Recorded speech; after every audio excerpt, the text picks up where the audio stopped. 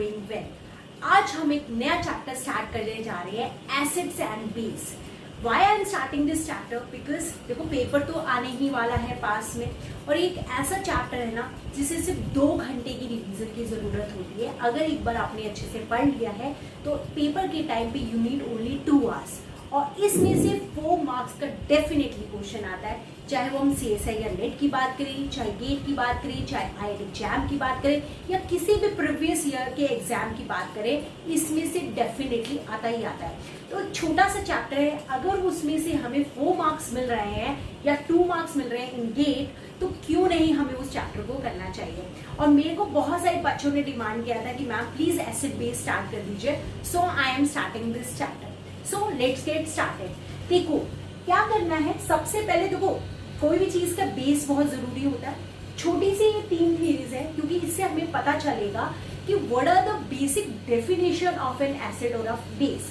तो बहुत सारी थ्योरीज आई थी, बहुत सारी थ्योरीज है, बट बहुत ज्यादा इंपॉर्टेंट 3 ही थ्योरीज है।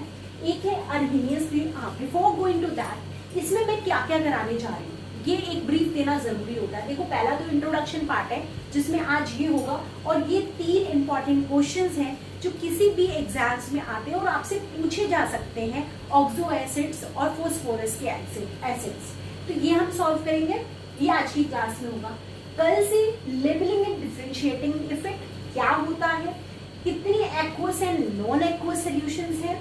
जैसे कि फॉर एग्जांपल अमोनिया में यू हैव एडेड समथिंग, तो अमोनिया में जो A आपने डाला, it will act as acid और it will act as a base. ये क्वेश्चन बहुत इंपॉर्टेंट है, ये हम करेंगे इसके अंदर। और कौन कौन से सॉल्वेंट, जैसे अमोनिया मैंने सॉल्वेंट बताया, इसी तरीके से वाटर, HF, BRF3, N2O4, ये सारे सॉल्यूशंस मैं आप लोगों को करवाऊंगी, और उसमें से इंपॉर्टेंट है वो आता ही आता है। और एक और बहुत इंपॉर्टेंट सा पार्ट आता है इसी के अंदर, ऑक्सीडेंट एंड रिडक्टेंट। कभी कभी वाटर से कोई साइड में रख देते हैं और वाटर के साथ 3 चीजों को जोड़ देते हैं, और उससे पूछते हैं वाटर इसमें क्या ऐड करेगा, as a oxidant, as a reductant और एज अ एसिड, किस तरीके से इसमें ये ऐड कर रहा है, वो क्वेश्चन भी हम इसी के अंदर लेते हुए चलेंगे। तो ये है मेरा brief for this chapter. Okay, अब हम स्टार्ट करते हैं। देखो अर्हीनियस थ्योरी, अर्हीनियस ने क्या कहा था, जो भी मॉलिक्यूल अगर H+ देता है तो वो एसिड होता है, OH नेगेटिव देता है तो बेस होता है। ये तो हमें बहुत अच्छे से पता होता है, पर एक पॉइंट को हम मिस कर देते हैं, वो है सबसे इंपॉर्टेंट पॉइंट कि it is a aqueous solution chemistry. मतलब जो अर्हीनियस ने दी थी ना, वो है एक्वस सॉल्यूशन केमिस्ट्री। मतलब जो भी मॉलिक्यूल इसने स्टडी किए थे वो सारे के सारे वाटर में ही स्टडी किए थे। अगर वो मॉलिक्यूल वाटर में, इसके डेफिनेशन में यू हैव टू ऐड, अगर कोई मॉलिक्यूल वाटर में H+ देता है तो वो होता है अर्हीनियस एसिड। H+ देगा इन वाटर तो वो होगा हमारा एसिड, और अगर आप वाटर नहीं लगाते हो तो ये थ्योरी बिल्कुल गलत हो जाती है। और OH नेगेटिव जो देगा वो होगा हमारा वाटर के अंदर, वो होगा हमारा बेस। ठीक है, यही एक इंपॉर्टेंट पार्ट है। जैसे फॉर एग्जांपल हमने ले HCl, ठीक है, HCl हमें पता है, देखो पूरी तरह से डिफरेंशिएट होता है ये, ठीक है ना, ये पूरा ही हम इसको लगा देते हैं H+ एंड Cl नेगेटिव। ठीक है, अब इसने क्या दे दिया, H+ दे दिया। अब यहाँ पे वाटर तो होगा ही होगा, तो वाटर क्या करेगा, वाटर H+ के साथ कंबाइन करेगा और क्या बना देता है, H3O पॉजिटिव। और हमें पता है H3O positive is a very good acid. तो HCl ने वाटर के अंदर H+ दिया, इसलिए HCl को हमने किस कैटेगरी के अंदर डाल दिया, हमने इसको डाल दिया एसिड्स की कैटेगरी के अंदर। एक और बात, जो HCl होता है ना, HCl is never a liquid. कभी कभी हम लोग क्या होता है, हमारे से वाइवा में क्वेश्चन पूछ लेता है HCl क्या है, HCl इज अ गैस। ठीक है, तो चलो जनरल है, HCl is a gas. Secondly question आता है कि जो बॉटल्स होती है HCl की या कोई भी एसिड की, वो पूरा 100% नहीं होता। वाई? देखो इसका आंसर ये है क्योंकि HCl जो है इज अ गैस। फर्स्ट आप बोलोगे, सेकेंड आप बोलोगे as it is also covalent in nature, so it does not fully dissolve in water. वो पूरी तरीके से पानी में डिसॉल्व नहीं हो पाता, जिसके वजह से इसकी कभी भी कंसंट्रेशन 100% नहीं हुई। तो you have to answer this. ठीक है, ये बीच में आया तो मैंने बताया, HCl हो गया, उसने ये दिया। अब NaOH है फॉर एग्जाम्पल, NaOH क्या देता है, Na positive plus OH negative. अब इसने OH नेगेटिव दिया तो ये क्या हो जाएगा हमारा बेस। तो अर्हीनियस ने कहा कोई भी मॉलिक्यूल अगर वाटर के अंदर H प्लस आयंस दे रहा है that will be a acid, and if it is giving OH negative ions in water then it is called as a base।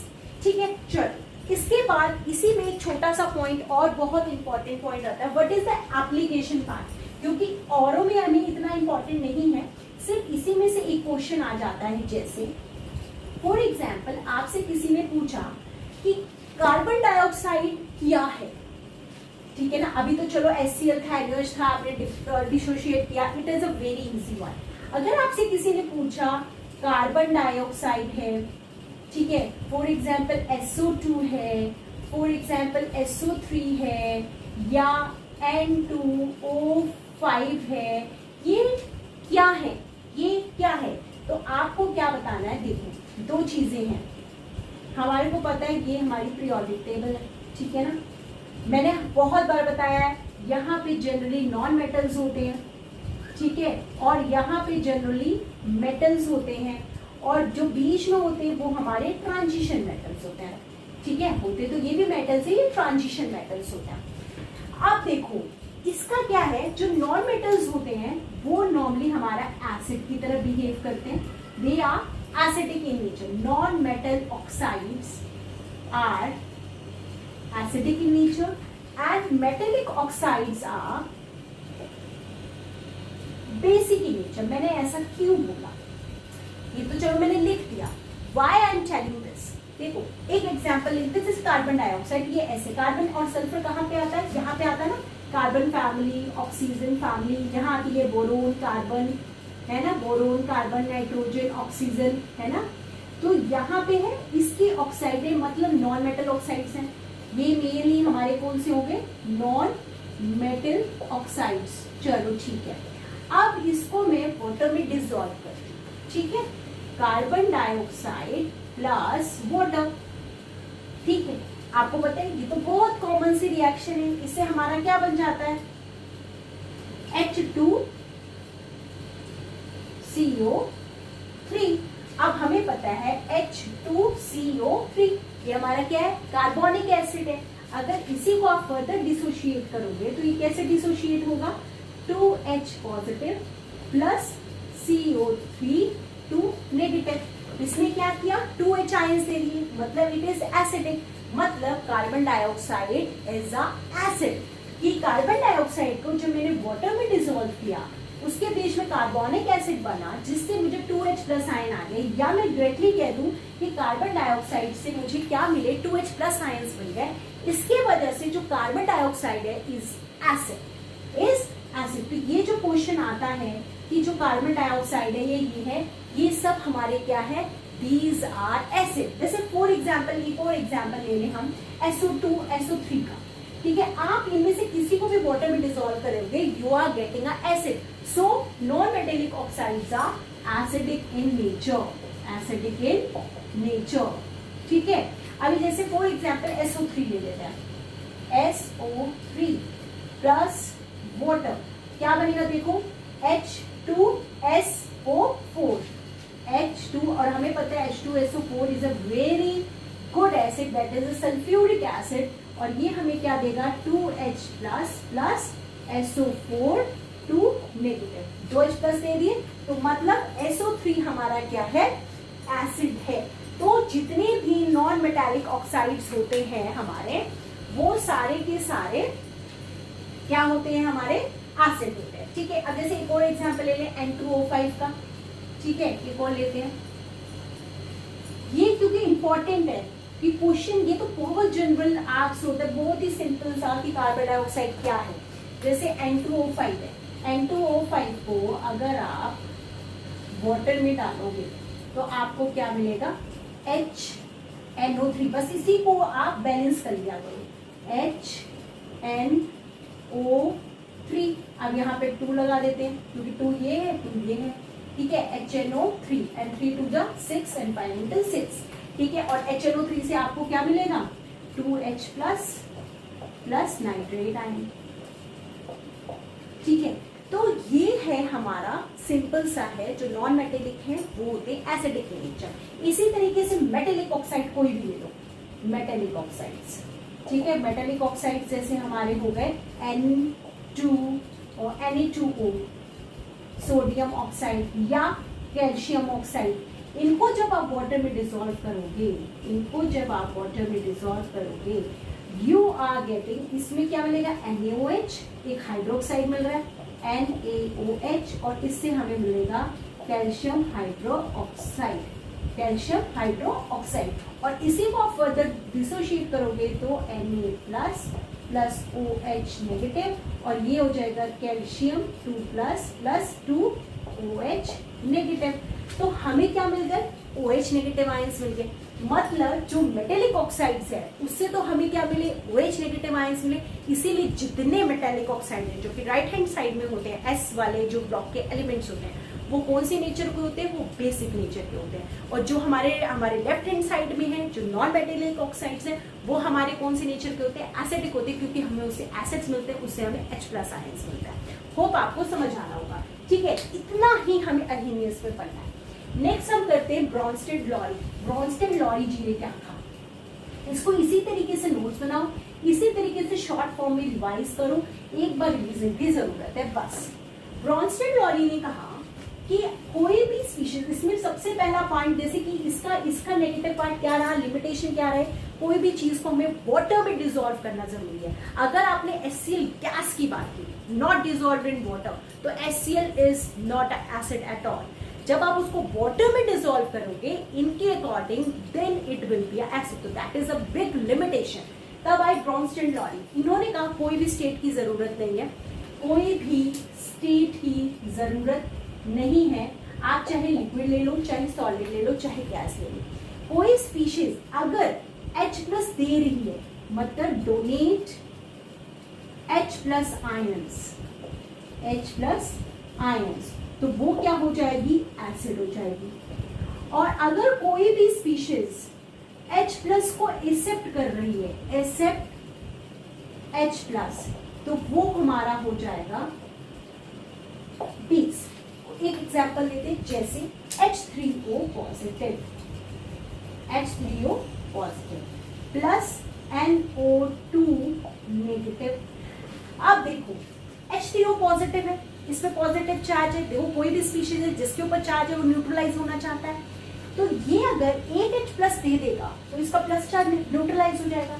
और अगर ये H प्लस ले लेता है, NO2 नेगेटिव अगर एक H प्लस ले लेता है, तो ये क्या हो जाएगा, इसका भी बैलेंस हो जाएगा। तो होगा क्या, ये अपना H प्लस देगा,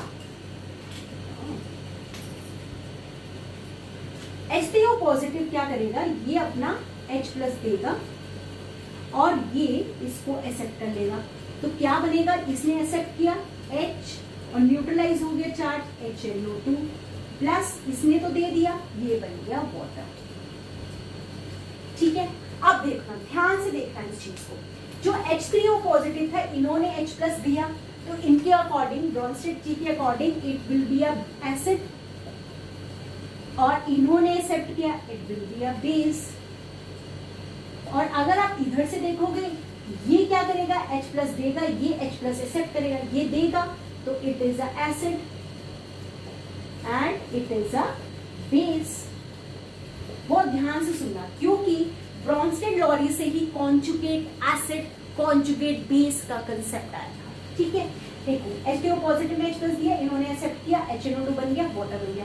बट H3O पॉजिटिव से हमें क्या मिला, वाटर मिला, है ना, इससे तो मेरे को वाटर मिल गया, और इनसे हमें मिला HNO2। ठीक, तो ये हो गया मेरा एसिड, ये हो गया इसका कॉन्जुगेट बेस। ये क्या हो गया, इसका कॉन्जुगेट बेस। इस पे क्वेश्चंस बहुत ज्यादा आते हैं, कॉन्जुगेट एसिड और कॉन्जुगेट बेस से। ये बेस थे, इन्होंने ये एसिड दिया, ये हो गया इसका कॉन्जुगेट एसिड। इसको बोलते हैं कॉन्जुगेट एसिड बेस पेयर।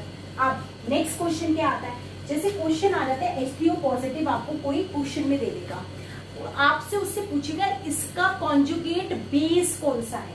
ये एसिड था ना, H3O पॉजिटिव H प्लस दे रहा है, इसका कॉन्जुगेट बेस, तो ऑप्शंस में वाटर दे रखा होगा या H2 पॉजिटिव H2 नेगेटिव इस तरीके, या NO2 नेगेटिव को ले लो, जैसे NO2 नेगेटिव है, ये बेस है, ये पूछेगा इसका पहली बात तो ये भी क्वेश्चन आ सकता है क्या है, इसका क्या बनेगा, कॉन्जुगेट एसिड बनेगा, क्या बनेगा।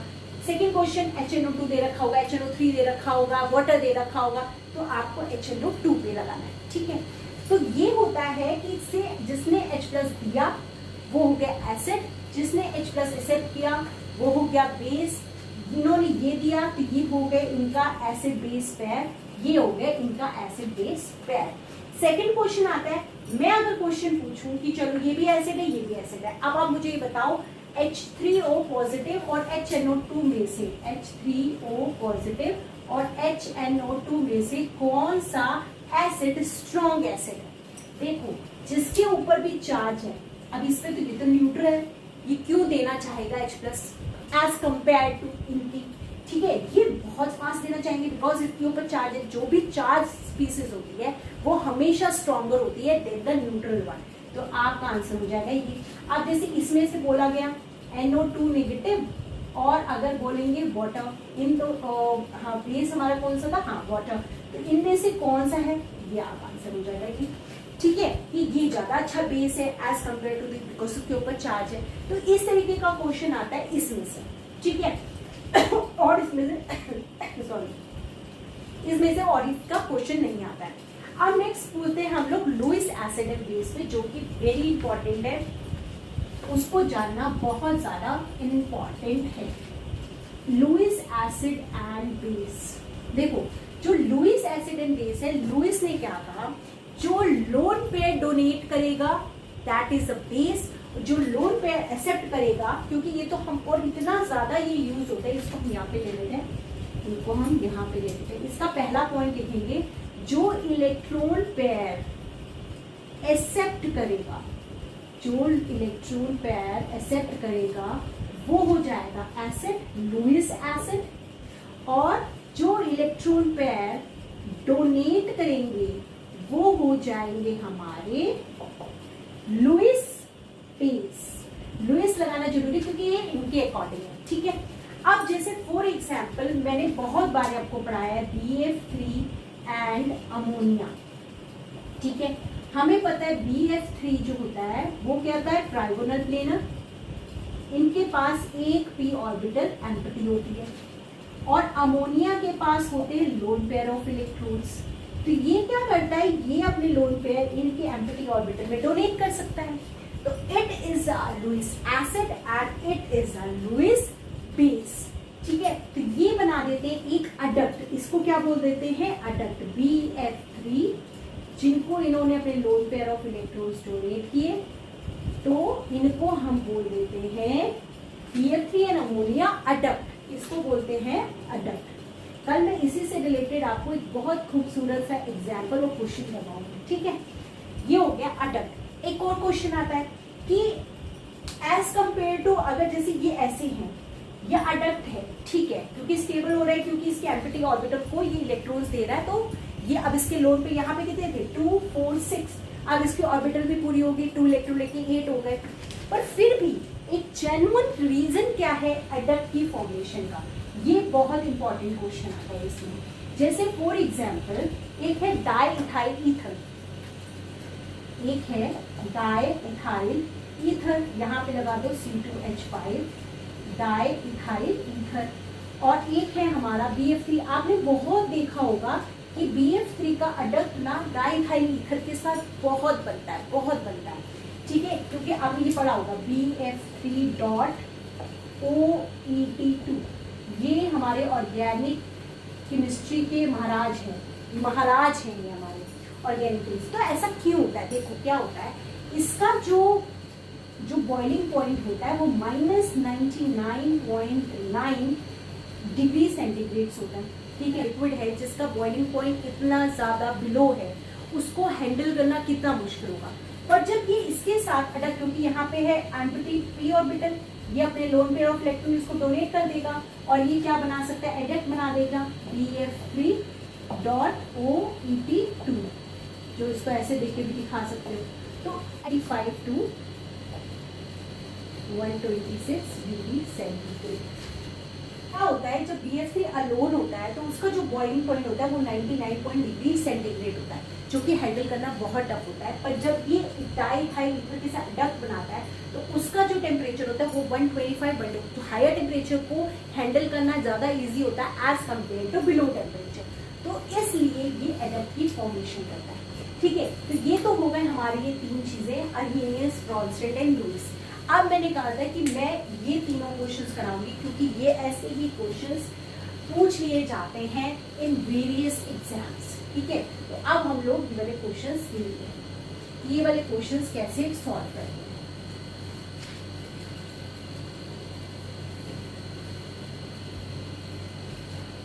फर्स्ट क्वेश्चन लेते हैं H3PO2, H3PO3, H3PO4, H3PO2, H3PO3, H3PO4। आप अपनी लोअर क्लासेस में जाओगे तो आप कहोगे मैम इनकी ऑक्सीडेशन स्टेट लगा देते हैं फॉस्फोरस की, और जिसका ऑक्सीडेशन स्टेट हायर होगा वो ज्यादा एसिडिक होगा। हम बचपन में यही पढ़ना है 11th-12th में।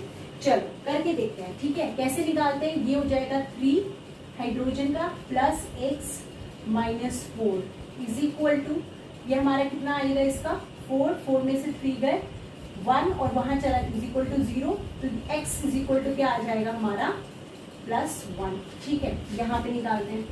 ये भी 3 minus x 3 plus x minus 3 to the 6 is equal to 0। 6 में से 3 गए 3, वहां जाएगा x इज इक्वल टू +3, और इनको करेंगे तो क्या आएगा 3 plus x minus 8 is equal to 0। 4 to 8 क्योंकि -2 होता है, तो 8 में से 3 है 5, तो x इज इक्वल टू 5। मतलब फॉस्फोरस का ऑक्सीडेशन स्टेट है हमारा, फॉस्फोरस का ऑक्सीडेशन स्टेट है यहाँ +1, ये है हमारा +3 और ये है हमारा +5। तो आपके अकॉर्डिंग जो हम लोग 12th में पढ़ते थे उसके according the answer should be, जो सबसे ज्यादा एसिड होगा, अगर मैं इसको A कह दूं और इसको B कह दूं और इसको C कह दूं, तो सबसे ज्यादा एसिडिक होगा C, then D, then A। ठीक है, क्योंकि सबसे ज्यादा ऑक्सीडेशन स्टेट आई है उसकी। ये आंसर है हमारा गलत, ये आंसर है हमारा गलत। अब देखो इन क्वेश्चंस को कैसे अप्रोच करना है। देखो पहला काम है कि हमें इनके स्ट्रक्चर्स ड्रॉ करने हैं, और कैसे करने हैं। देखो phosphorus is a central atom. ठीक है, जितने हाइड्रोजन्स हैं हमें एक तो डबल बॉन्ड O लगाना है। ठीक, अब जो बचे उनको आप H दे दो, अदरवाइज नॉर्मल H लिखना। एक O है, एक OH, ये H, ये H। इसी तरह ये फॉस्फोर, एक डबल बॉन्ड O तो लगाना ही है। अब ये देख लो कितने O है, 3 O है, 1 2 3, उतनी ही H है, यहाँ पे H लगा दिया। ठीक है, अब यहाँ पे आते हैं, ये देखेंगे कैसे बनेगा। P डबल बॉन्ड O, एक मैंने यहाँ पे फालतू बना ली, ये हो गया H। यहाँ पे टोटल 4 O, तो 1 2 3, एक H, एक H, एक H। अब पहले स्ट्रक्चर बनाएंगे। सेकंड एक रूल है, एक फॉर्मूला है कि जो इसका फॉर्मूला ये है कि number of double bonded oxygen, number of double bonded oxygen upon में नंबर ऑफ OH बॉन्ड्स, इसका जो रेशो है जिसका ज्यादा आएगा वो ज्यादा एसिडिक होगा। मैंने नंबर ऑफ रेशो लिख दिया, number of OH negative bonds, इनका जो रेशो आएगा, जिसका रेशो ज्यादा आएगा वो ज्यादा एसिडिक होगा। अब यहाँ पे देखो number of double bonded O एक ही है, ये हो गया 1, OH कितने 1, ये आ गया 1। यहाँ पे देखो तो यहाँ पे डबल बॉन्डेड तो 1 ही है, OH कितने 2, तो ये कितना आ जाएगा 0.5, है ना। अब यहाँ पे देखो 1/3, OH कितने 1 2 3, ये हो जाएगा 0.033। ठीक है, अब देखो रेशो सबसे ज्यादा किसकी आई, इसकी आई, हमारी A की। तो पहला काम जब भी हम करेंगे, हम ऑक्सीडेशन स्टेट पहले नहीं निकालेंगे, हम पहले स्ट्रक्चर बनाएंगे और ये लिखेंगे number of double bonded upon में नंबर ऑफ OH बॉन्ड। जिसकी रेशियो ज्यादा आएगी वो एसिडिक होगा। और इसके अकॉर्डिंग मेरा आंसर आ गया ए, बी एंड सी, मतलब ए ज्यादा एसिडिक है than B and B, and this is the correct option. ये वाला ऑप्शन मेरा गलत है। पर अगर कभी ऐसा हो जाए कि मान लो ये दोनों के दोनों 0.5 आते, ये भी 0.5 आते, तब आप ऑक्सीडेशन स्टेट के बारे में जानोगे। पहले स्टेप में आप स्ट्रक्चर बनाओगे, सेकेंड स्टेप में आप क्या कहते हैं ये निकालोगे, और थर्ड में आप ऑक्सीडेशन स्टेट को कंसीडर करोगे। पहली प्रेफरेंस आप इसी को दोगे, ये हो जाएगा हमारा आंसर। ठीक है, अब आप मुझसे पूछ सकते हो मैम ऐसा क्यों हुआ कि जहां पे हमारे ये नंबर ऑफ OH या तो बढ़ रहे हैं या डबल बॉन्डेड बढ़ रहे हैं, जैसे नंबर ऑफ डबल बॉन्डेड बढ़ेंगे तो ऑब्वियस सी बात है कि हमारा जो है आंसर एसिड ज्यादा आएगा। तो ऐसा क्यों होता है, देखो ध्यान से सुनना।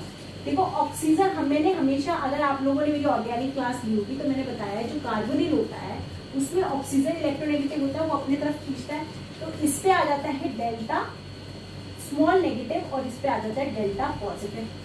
ठीक है, अब इस पे अगर डेल्टा पॉजिटिव आएगा तो ये ऑक्सीजन के इलेक्ट्रॉन्स को अपनी तरफ खींचेगा, और अगर ये अपनी तरफ ऑक्सीजन के इलेक्ट्रॉन को खींचेगा तो उतने ही इजीली ये H पॉजिटिव आयंस को रिलीज करेगा।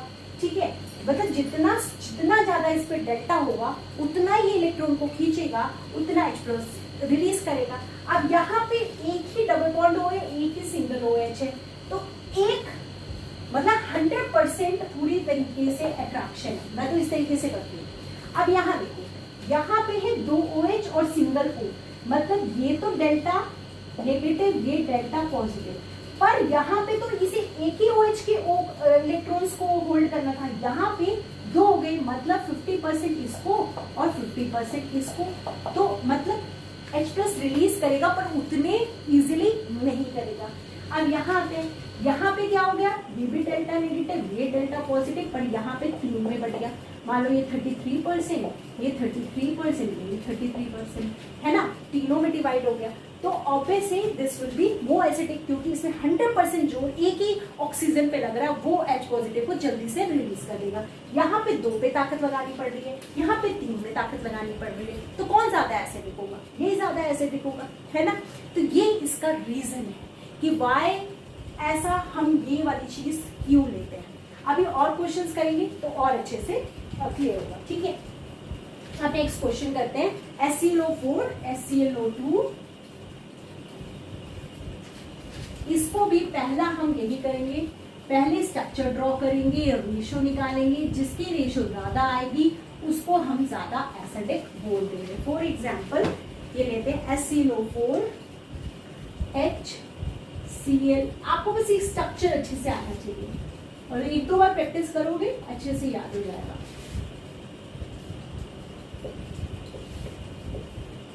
ठीक है, सबके स्ट्रक्चर ड्रॉ करते हैं। देखो इसमें ऑब्वियस सी बात है Cl हमारा बीच में आएगा। ठीक है, अब देखो जितने O हैं उनको ड्रॉ कर दो। ठीक है, मान लो मैंने ऐसे करके ड्रॉ कर दिया, और अब एक ही H है OH। अब यहाँ देखते हैं Cl double bond O double bond O और एक OH, यहाँ पे करो, ये एक OH तो लगना ही लगना है, एक डबल बॉन्ड O, ठीक, और यहाँ पे ClOH। अब हमें बताना है कि कौन सा सबसे ज्यादा एसिडिक होगा।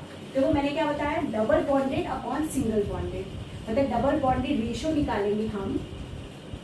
डबल बॉन्डेड कितने, 3/1, यहाँ पे कितने हैं रेशियो, इज इक्वल टू 2/1, यहाँ पे रेशियो क्या आएगी 1/1, और यहाँ पे क्या आ जाएगा, ऊपर तो 0 है, 0/1, अतः एनीथिंग इज 0।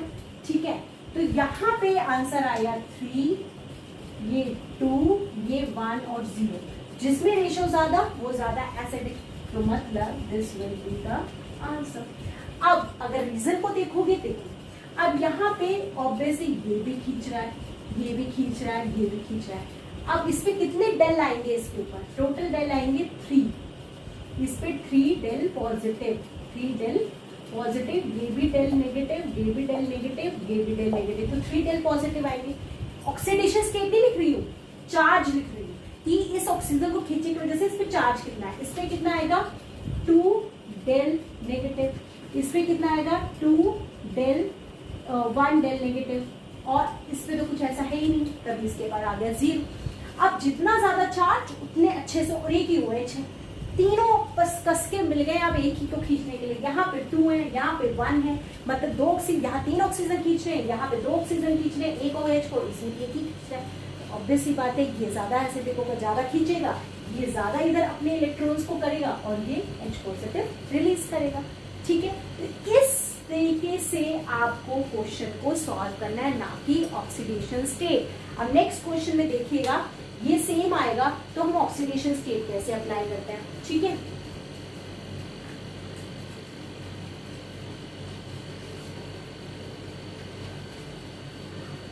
अब हम करते हैं अपना नेक्स्ट क्वेश्चन।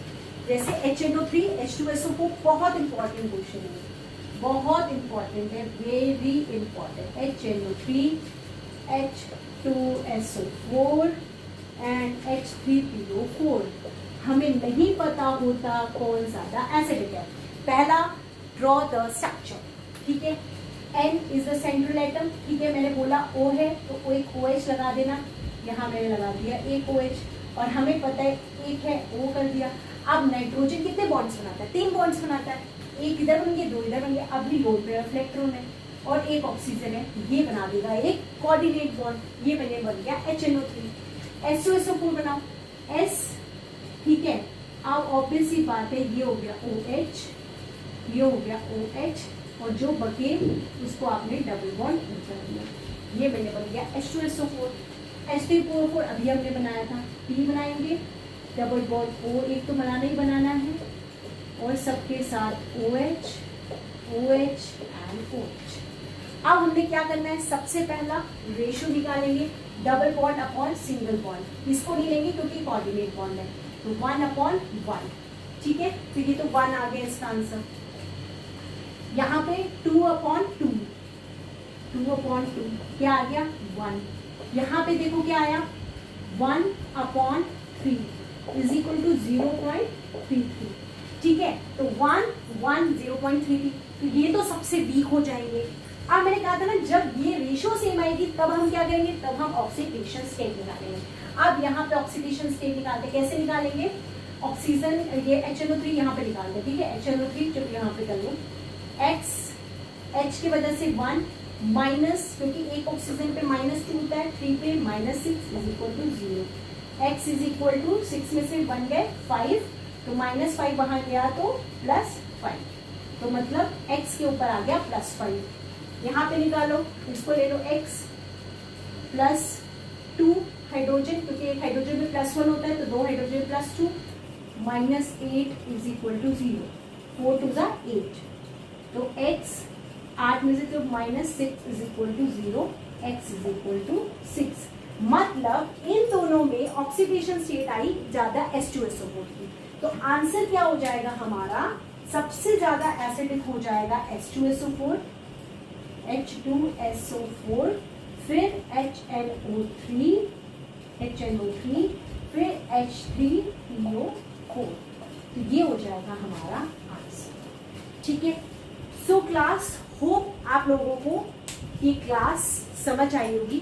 मतलब कि देखो, जब भी एसिड वाले क्वेश्चंस करने हैं इस तरीके से ड्रॉ करना है, पहले रेशो निकालनी है, जिसका अगर रेशो ज्यादा आ गया, रेशो किसकी निकालनी है, double bond by single bond, double bond O upon single bond OH। Reason मैंने आपको बताया, क्यों, क्योंकि डबल बॉन्ड O अच्छे से OH के इलेक्ट्रॉन्स को जितने ज्यादा खींचेगा उतनी जल्दी H पॉजिटिव रिलीज होगा। अगर वहां पे सेम आ गया तब आप क्या करोगे, तब आप किस चीज से करोगे, ऑक्सीडेशन स्टेट से। फिर जिसकी ऑक्सीडेशन स्टेट आ जाएगी ज्यादा, वो हो जाएगा ज्यादा एसिडिक या ज्यादा एसिडिक करेक्टर। ठीक है, तो क्लास होप आप लोगों को ये समझ आया होगा। कल हम लोग स्टार्ट करेंगे लेवलिंग एंड डिफरेंशिएटिंग इफेक्ट, इसको समझाऊंगी मैं, और इससे रिलेटेड 1-2 हम लोग सॉल्वेंट स्टार्ट करेंगे। ठीक है, थैंक यू क्लास।